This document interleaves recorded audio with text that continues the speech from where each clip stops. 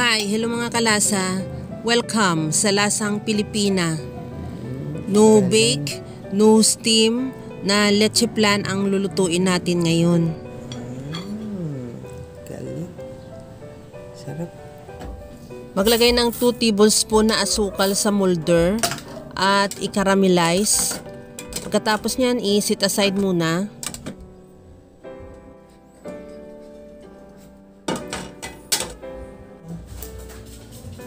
Maglagay ng 4 na pirasong itlog sa mixing bowl. Inisa-isa ko siya for sure na walang sira yung itlog natin.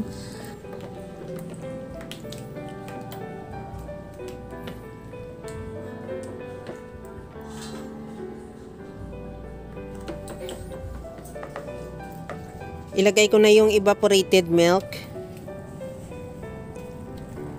condensed milk, at ihalo. Habang ginagawa ko yan mga kalasa, kung bago ka pa lang sa aking channel, welcome. At huwag kalimutan mag-subscribe at i-click ang bell button para sa mga notification. At kung dati ka pa, welcome back at i-follow mo na rin ako sa aking Facebook page Lasang Pilipina. Okay na ito, maglagay na ako ng cornstarch, 3 tablespoon. At lagyan ko rin ng vanilla. Ihalo lang din hanggang sa matunaw lang din yung cornstarch.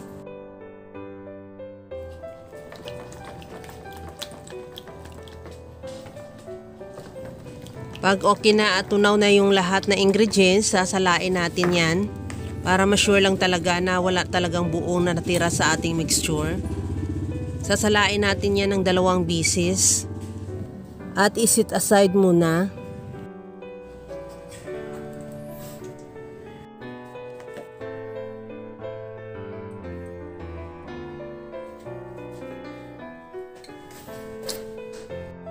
Maglagay na ako ng gelatin powder sa 4 na basong tubig.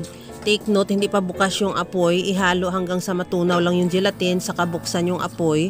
At ihalo lang hanggang sa kumulo. Pagkakulo niya, patayin ulit yung apoy.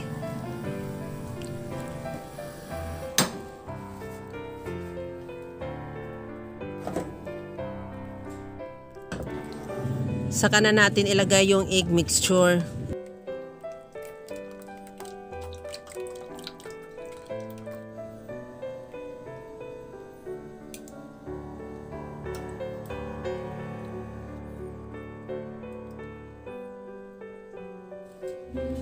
Buksan ko na ulit yung apoy at ituloy lang ang paghalo hanggang sa lumapot. Yung hindi, wag mo lang talaga siyang pakuluin, pero makita mo naman na medyo bumula na siya at malapot na rin yung mixture natin.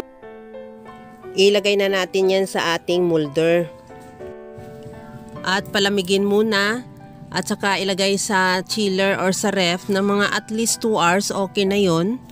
At pagkatapos nyan, ready to serve na yan yung ating masarap na no bake, no steam na leche plan. Kaya mga kalasa, kung nagustuhan mo yung ating video, please like na lang at pakishare na rin sa inyong mga friends.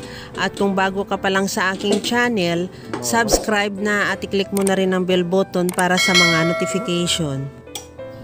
Ito na mga kalasa, tikman na natin yung ating leche plan na alam ko kayang-kaya mo rin tong gawin dahil sa sobrang simple at napakadali niya lang.